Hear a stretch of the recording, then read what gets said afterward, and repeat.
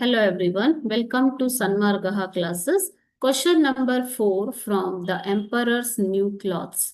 The bird is kept dash the cage.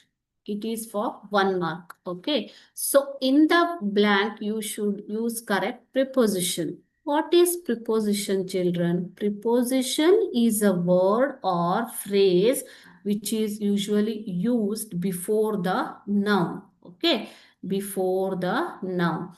So to indicate its place,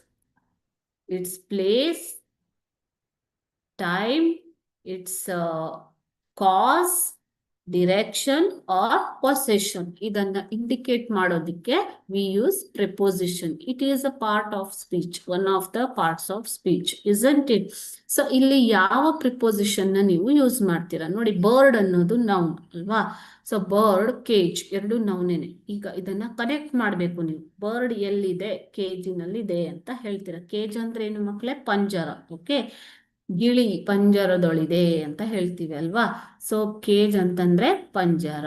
okay, so ಇವಾಗ bird ಅನ್ನ ಪಂಜರದ ಒಳಗಡೆ ಇಡ್ತಾರೆ ಅಲ್ವಾ? ಸೊ ಒಳಗಡೆ ಅನ್ನುವಂತಹ ಪ್ರೆಪೋಸಿಷನ್ ನೀವು ಯೂಸ್ ಮಾಡಬೇಕಾಗತ್ತೆ. ಆಪ್ಷನ್ಸ್ ನೋಡೋಣ. Option A, it gives you specific time or specific place. Okay, at the bus stop, at 4 o'clock time. Okay, isn't it? So at ಅನ್ನೋದನ್ನ ಯೂಸ್ ಮಾಡಕ್ಕಾಗಲ್ಲ.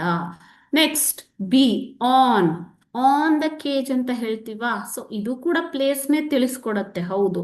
ಆದರೆ ಆನ್ ಅಂತಂದ್ರೆ ಏನು ಮಕ್ಕಳೇ? ಮೇಲೆ, ಕೇಜಿನ ಮೇಲೆ ಇದೆ ಅಂತ. ಓಕೆನಾ? ಸೊ ಸರ್ಟನ್ ಸಿಚುವೇಶನ್ಸ್ ಟೈಮ್ಗೂ ಕೂಡ ಆನ್ ಅನ್ನ ಯೂಸ್ ಮಾಡ್ತೀವಿ ಅಲ್ವಾ? So on the day, on this day, on Monday, Tuesday, ಈ ತರ. ಓಕೆ, ಸೊ ಆನ್ ಅನ್ನೋದು ಇಲ್ಲಿ ಯೂಸ್ ಆಗಲ್ಲ. ಇನ್ ದ ಕೇಜ್ ಅಂತ ಹೇಳ್ತೀವ, ಕೇಜ್ ಒಳಗಡೆ ಇದೆ. ನೋಡೋಣ ಆಪ್ಷನ್ ಡಿ ಏನಿದೆ ಅಂತ. ಆಫ್ ದ ಕೇಜ್, ಆಫ್ ಅಂದ್ರೆ it gives possession. Okay, so but ಇಲ್ಲಿ ಕರೆಕ್ಟ್ ಆದ್ರ ಉತ್ತರ ಯಾವುದು ಮಕ್ಕಳೇ? Option C, in the cage. The bird is kept in the cage. ಕೇಜಿನ ಒಳಗಡೆ ನೀವು ಬರ್ಡ್ ಅನ್ನ ಇಟ್ಟಿದ್ದೀರಾ. Okay, so option C, in is the right answer. Thank you.